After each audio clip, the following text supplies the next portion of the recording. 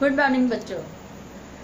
आज हम कक्षा 8वीं में नागरिक शास्त्र का दूसरा अध्याय, जिसमें आपको दूसरे अध्याय में मौलिक अधिकार एवं कर्तव्य के बारे में अध्ययन करेंगे। बच्चों, पहला अध्याय में हमने पढ़ा था संविधान। संविधान में मौलिक अधिकार और उसके कर्तव्यों का विशेष महत्व है और इसका एक महत्वपूर्ण स्थान है ना। तो इसमें मौलिक अधिकार के बारे में जानने से पहले हम देखते हैं मौलिक अधिकार किसे कहते हैं। मौलिक अधिकार वह है जो व्यक्ति को जन्म से ही प्राप्त होते हैं। जब मनुष्य जन्म लेता है ना, उस समय उसको जो अधिकार प्राप्त होते हैं है ना, उसको ही उसका मौलिक अधिकार कहते हैं। तो हम साधारण बोलचाल की भाषा में कहते हैं मनुष्य जब से जन्म लेता है तब से उसको कुछ ऐसे अधिकार प्राप्त होते हैं जो उसके जीवन के सर्वांगीण विकास के लिए बहुत अधिक आवश्यक होता है। उसे हम उसका मौलिक अधिकार कहते हैं। तो बच्चों, पहले तो प्राचीन काल में हमको हमारा मौलिक अधिकार नहीं दिया जाता था, है ना। क्यों नहीं दिया जाता था? क्योंकि समाज में छुआछूत भेदभाव रखा जाता था और समाज 4 वर्गों में विभाजित था। उनके कार्यों के हिसाब से 4 वर्गों में विभाजित था, जिसमें आपको ब्राह्मण सबसे ऊंचे स्थान पर रखा जाता था, फिर क्षत्रिय, फिर वैश्य और शूद्र। किंतु संविधान के बनने के बाद हमको यहाँ पर सारे व्यक्ति, चाहे वह उच्च वर्ग का हो, चाहे वह निम्न वर्ग का हो, चाहे वह मध्यम वर्ग का हो, इसमें संविधान बनने के बाद सभी को समानता का अधिकार दिया गया। सभी व्यक्ति को समाज में उचित ढंग से जीने का, उसके अपने सर्वांगीण विकास करने का अधिकार दिया गया। वही सर्वांगीण विकास के लिए व्यक्ति के मौलिक अधिकार को जानना आवश्यक है। जब तक का हम व्यक्ति के मौलिक अधिकार को नहीं जानेंगे, तब तक का हम अपने अधिकारों को नहीं पा सकते, है ना। तो हम देखते हैं मौलिक अधिकार। संविधान के अनुसार हमको इसमें 6 मौलिक अधिकार दिए गए हैं। पहला मौलिक अधिकार कौन सा है? इसमें देखेंगे इसमें समानता का अधिकार। दूसरा है स्वतंत्रता का अधिकार। तीसरा है शोषण के विरुद्ध अधिकार। चौथा है धार्मिक स्वतंत्रता का अधिकार। 5वां है शिक्षा एवं संस्कृति का अधिकार। 6वां है संवैधानिक उपचारों का अधिकार। ये 6 अधिकार है। पहला समानता का, दूसरा स्वतंत्रता का, तीसरा है शोषण के विरुद्ध, चौथा है धार्मिक स्वतंत्रता, 5वां है शिक्षा एवं संस्कृति का अधिकार और 6वां है संवैधानिक उपचारों का अधिकार। अब हम इसको विस्तृत रूप से अगर पढ़ाई करते हैं या बताते हैं तो समानता का अधिकार क्या है। यहाँ हमारे भारतीय संविधान के अनुसार समानता का अधिकार दिया गया है। समानता का अधिकार वे है कि समाज में जितने भी वर्ग के व्यक्ति हो, चाहे वह स्त्री हो, चाहे पुरुष हो, चाहे वह बूढ़ा हो, चाहे वह जवान हो, चाहे वह निम्न वर्ग का हो, चाहे वह उच्च वर्ग का हो, चाहे वह अमीर हो, चाहे वह गरीब हो, सारे व्यक्तियों को समान, संविधान के अनुसार से हमको समानता का अधिकार प्राप्त है।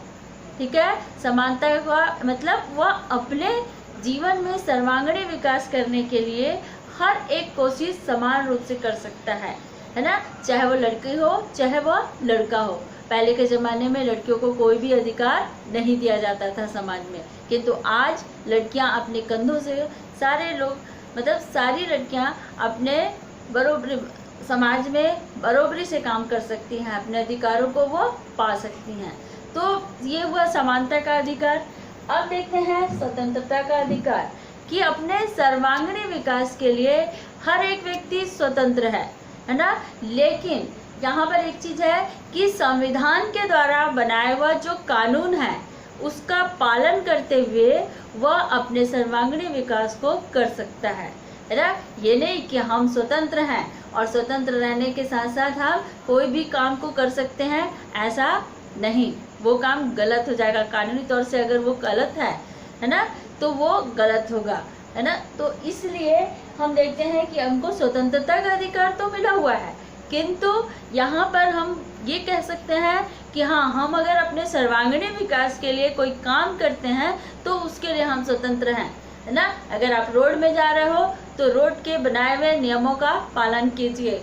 अगर आप पालन नहीं करते हो तो आप वहाँ पर शिकार हो जाओगे, एक्सीडेंट के शिकार हो जाओगे, आपकी जान को खतरा हो सकता है। तो स्वतंत्र रहने का ये मतलब नहीं है कि आप अपनी मनमानी कीजिए ना। तो संविधान के अनुसार जो बनाया हुआ नियम है उसका पूर्ण रूप से पालन करते हुए आप स्वतंत्रता के अधिकार का पालन कर सकते हो और अपने अधिकारों को पा सकते हो। अब देखते हैं शोषण के विरुद्ध अधिकार। शोषण के विरुद्ध अधिकार देखा जाएगा तो शोषण के विरुद्ध आपको अधिकार पूरा दिया गया है। इसमें संविधान के अनुसार मौलिक में शोषण के विरुद्ध अगर आपके अधिकारों का कोई हनन करता है तो आपको ये पूरा अधिकार होता है कि आप अपने अधिकारों की रक्षा करने के लिए न्यायालय का सहारा ले सकते हैं या कानून का सहारा ले सकते हैं ना। जैसे अगर 14 वर्ष से कम उम्र के बच्चों से काम करवाया जाए तो ये क्या होगा, उनका शोषण होगा। एक मजदूर है, अगर उसकी मजदूरी कम दी जाए तो उस मजदूर का शोषण होगा। तो यहाँ पर वो अपने अधिकारों की रक्षा करने के लिए कानून का सहारा ले सकता है। ठीक है, अब देखते हैं धार्मिक स्वतंत्रता का अधिकार। चौथा पॉइंट है इसमें धार्मिक स्वतंत्रता का अधिकार। धार्मिक स्वतंत्रता बच्चों, आपको पता है कि हमारे भारत देश में कई जाति एवं कई धर्म के लोग निवास करते हैं और धर्म के लोग निवास करने के साथ साथ यहाँ पर सारे लोगों का रहन सहन, खान पान, रीति रिवाज के अनुसार से सबका धार्मिक क्रियाकलाप भी अलग अलग है। तो यहाँ पर भारत कोई भी धर्म को मानने के लिए उनको बाध्य नहीं करता, बल्कि भारत एक धर्मनिरपेक्ष राज्य है और धर्मनिरपेक्ष राज्य होने के साथ साथ यहाँ पर भारत में जितने भी लोग हैं, चाहे वो कोई भी वर्ग के व्यक्ति हो, सारे लोगों को अपने अपने धर्म को मानने की पूर्ण रूप से स्वतंत्रता होती है। और यहाँ पर एक ये चीज़ है कि हम अपने धर्म को मानने के साथ साथ हम दूसरे के धर्मों का सम्मान करते हैं और उनकी अवहेलना नहीं करते। यही धर्मनिरपेक्ष है या धार्मिक स्वतंत्रता है कि हम अपने धर्म को मानने के साथ साथ वह दूसरे के धर्मों का भी सम्मान करते हैं। अर्थात यहाँ पर हमको अपने धर्म को, सभी व्यक्तियों को अपने अपने धर्म को मानने की पूर्ण रूप से स्वतंत्रता होती है। अब देखते हैं शिक्षा एवं संस्कृति का अधिकार। शिक्षा एवं संस्कृति का अधिकार ये होता है कि हर एक व्यक्ति को शिक्षा प्राप्त करने का अधिकार है। इसलिए सरकार ने जो 6 वर्ष से लेकर 14 वर्ष तक के बच्चों को निःशुल्क शिक्षा देने का प्रावधान रखा है कि यहाँ पर सभी लोग शिक्षित हों। और बाल शोषण या बाल श्रम के अगर जो कोई बाल श्रम करवाएगा या फिर उनको काम करवाता है 14 वर्ष से कम उम्र के बच्चों को, तो वह एक दंडनीय अपराध कहलाता है ना। इसलिए यहाँ पर सारे लोगों को शिक्षित करने के लिए सरकार ने एक प्रावधान रखा है कि 6 वर्ष से लेकर 14 वर्ष तक के बच्चों को निःशुल्क शिक्षा दिया जाए, ताकि यहाँ पर सारे व्यक्तियों को शिक्षा प्राप्त करने का अधिकार होता है कि नहीं। यहाँ पर देखा जाएगा कि हर एक व्यक्ति शिक्षा प्राप्त कर सकता है, सभी शिक्षा प्राप्त करने के लिए स्वतंत्र है। और संस्कृति का अधिकार, हमको अपने भारतीय सभ्यता, भारतीय संस्कृति को मानने का पूर्ण रूप से अधिकार है। इस पर किसी भी प्रकार का रोक टोक नहीं होता है। अब देखते हैं संवैधानिक उपचारों का अधिकार।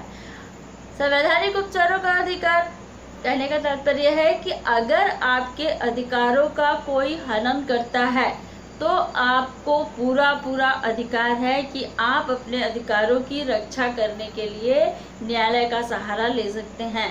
जैसे आप अगर कोई काम करते हैं तो आपका जो मालिक है अगर आपको कम वेतन देता है तो वो एक तरफ से शोषण करता है ना। तो उसके लिए आप क्या करोगे, अपने अधिकारों की रक्षा करने के लिए आप क्या करोगे, ये वाला जो मौलिक अधिकार का 6वां है संवैधानिक उपचारों का अधिकार, इसके नियम का पालन करोगे ताकि आप अपने अधिकारों की रक्षा स्वयं कर सको। कानून इसीलिए बनाया गया है कि हर एक व्यक्ति को अपने अधिकारों के बारे में जानकारी हो, अपने कर्तव्यों का निर्वाह कर सके वह और अपने अधिकारों की रक्षा कर सके। ठीक है, तो आपको ये 6 पॉइंट पढ़ना है जो आपकी पुस्तक में है। और इसमें देखेंगे पहला समानता का अधिकार, स्वतंत्रता का अधिकार, शोषण के विरुद्ध अधिकार, धार्मिक स्वतंत्रता का अधिकार, शिक्षा एवं संस्कृति का अधिकार, संवैधानिक उपचारों का अधिकार, और ये 6 पॉइंट। अब उसके साथ साथ देखते हैं नागरिकों के कुछ मूल कर्तव्य भी हैं। ये मूल कर्तव्य क्या हैं? अगर आपको अपना अधिकार चाहिए तो आपको काम तो करना पड़ेगा, बिना कर्म के आपको फल नहीं मिलने वाला। इसलिए आपको काम करना जरूरी है कि अगर हम एक भारतवासी हैं तो हम अपने देश के प्रति कौन कौन से हमारे कर्तव्य हैं। सबसे पहला कर्तव्य तो यह है कि हम अपने देश के प्रति हम अपने देश का सम्मान करें। हमारे देश में जो भी चीज़ें हैं उनका सम्मान करें, चाहे वो सांस्कृतिक धरोहर हो, चाहे प्राकृतिक धरोहर हो, चाहे वह पुरुष हों, या हमारे देश के लिए जो आज़ादी की लड़ाई लड़े हों उनका सम्मान करना हो। हर एक का क्या करना है, हमको सम्मान करना है। उसके साथ साथ हमको यहाँ पर देखोगे राष्ट्रगान है, राष्ट्रध्वज है, इनका सम्मान करना। दूसरा, राष्ट्रीय एकता एवं अखंडता को बनाए रखने के लिए हमेशा तत्पर रहना। अगर हमारे देश के ऊपर खतरा आता है, जैसे किसी ने युद्ध करने के समय युद्ध किया, तो उसके लिए हमको अपने देश को बचाने के लिए हमेशा आगे रहना चाहिए कि हम अपने देश के लिए अपनी जान भी न्यौछावर करने के लिए तैयार रहें, है ना। अब यहाँ पर जो हमारे पुरातत्व, जो पुराने समय के प्राचीन धरोहर हैं, है ना, वो उनको हम संभाल कर रखें, ये हमारा सबसे प्रमुख कर्तव्य है। सार्वजनिक स्थलों को सुरक्षित रखना, इसमें लगभग 12 कर्तव्य हैं। इसको आप पुस्तक के माध्यम से और अच्छे से कर लेंगे। इसमें देखोगे ये मौलिक अधिकार के साथ साथ मौलिक कर्तव्य भी दिए हुए हैं। तो बच्चों, ये तो था आपका दूसरा अध्याय, जिसमें आपके मौलिक अधिकार और मौलिक कर्तव्य के बारे में पूर्ण जानकारी है। तो आपको इसका प्रश्न उत्तर मिल जाएगा। आप कॉपी में बिल्कुल ईमानदारी के साथ इसको लिखेंगे, ठीक है। Thank you.